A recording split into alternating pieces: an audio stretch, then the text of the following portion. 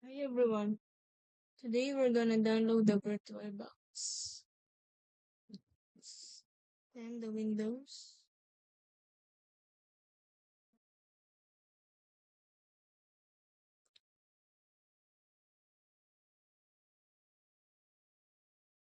And wait lang natin siya guys.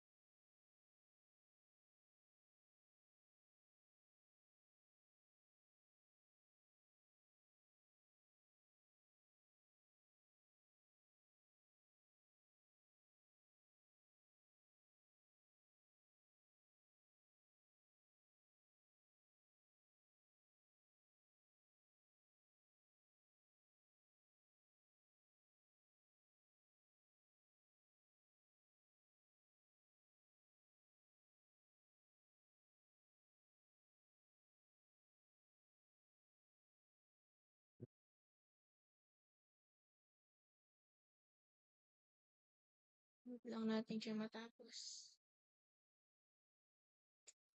And open file. Ito na siya nito.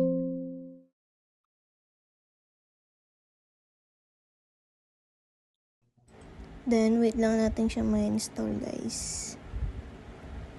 Saglit lang naman yan eh.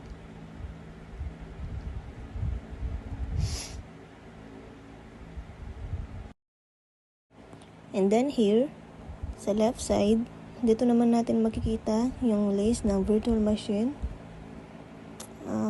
Dyan.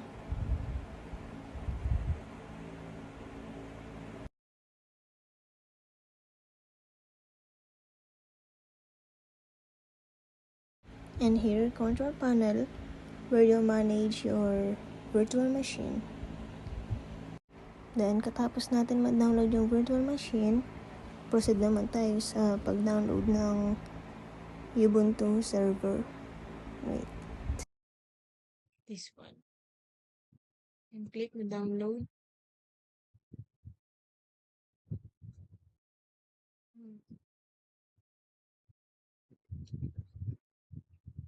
Wait lang natin siya ma-download guys.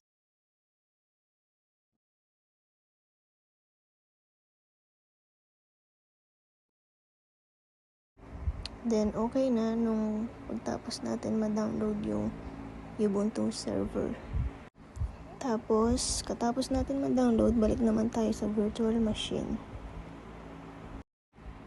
And input your username here. And also, your password. And dapat hindi mo makakalimutan yon kasi kailangan yon. And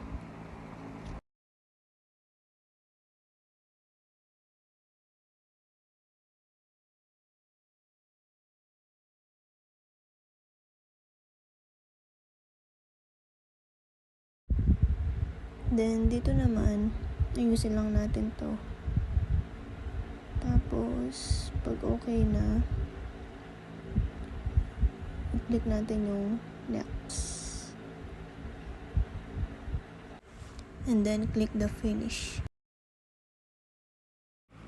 And then, the result after creating the virtual machine.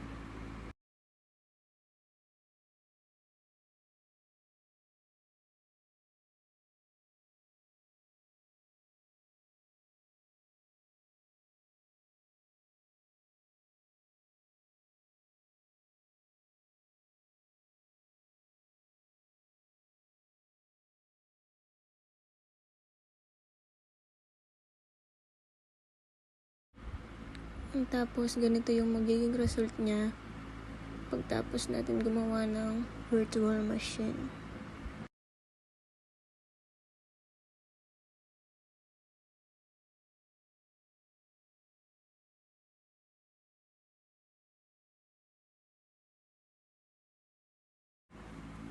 And the last, dito natin makikita yung general, storage, system, and display, and etc. And thank you for watching. And also, I'm Juneko Lusong from BSIT 3B. Thank you.